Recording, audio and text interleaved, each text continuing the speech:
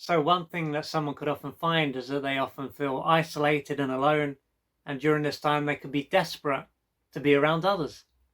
However, when they are around others, they could soon feel uncomfortable and feel the need to retract to be by themselves.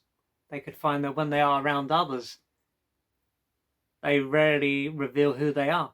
So their true self is often hidden and they end up playing a role. And through being this way, even though they are around others, they won't be able to truly connect to them. And so it will be as though they will be able to eat a starter, but they won't be able to have a full course meal. And then once they are by themselves, they may be able to truly connect to who they are.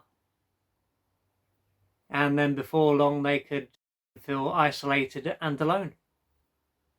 However, there could be other moments when they are able to disconnect from how they feel. So they don't feel alone. They might be isolated, but they don't feel alone. And they feel quite comfortable with how they are living. And at this point, it could seem strange as to why they are unable to spend time around others and to reveal who they are and to emotionally connect.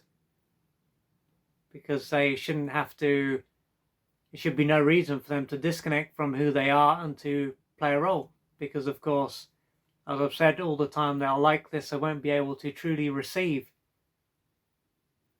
Because they will be in this shut down state.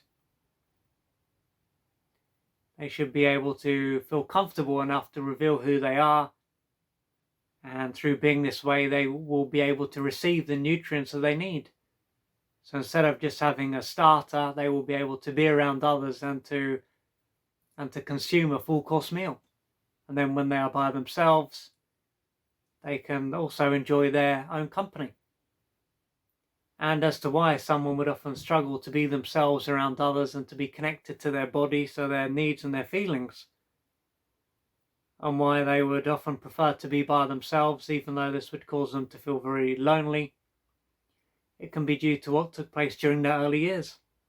And so this may have been a time when they were brought up by at least one caregiver who was very intrusive, and so it would not have been possible for them to be a human being, to relax, to have fun, to express themselves, and to have boundaries, because this caregiver would have treated them like an object and would have practically walked over them.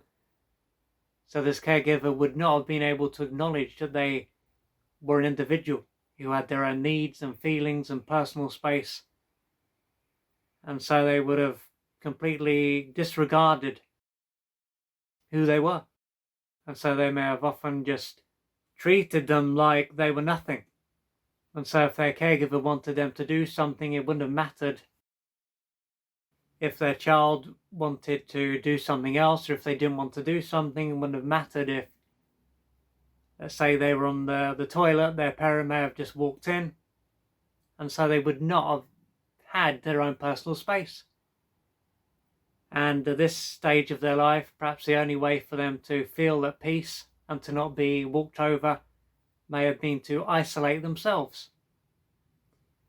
And this is likely to have also been a time when they ended up disconnecting from themselves, because having feelings and needs would have been too painful, especially with a caregiver who lacked boundaries and simply saw them as an extension of themselves.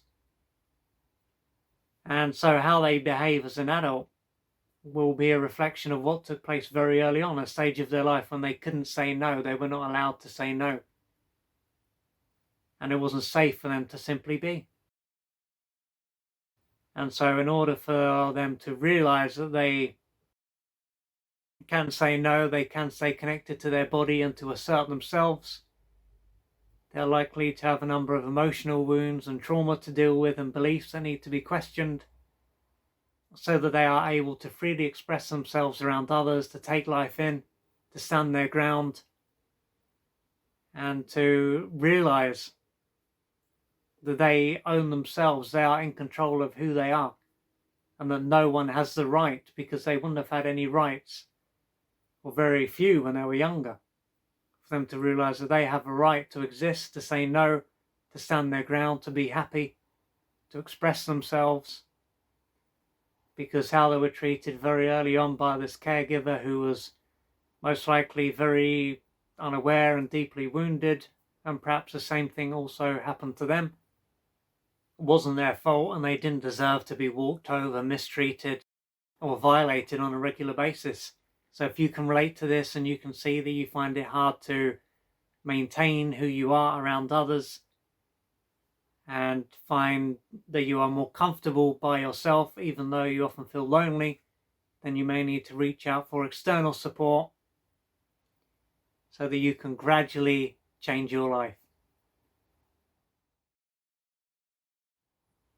If you would like to find out more about the services that I offer, please go to www.oliverjrcooper.co.uk or email me at info@oliverjrcooper.co.uk, and I'm looking forward to assisting you on your journey.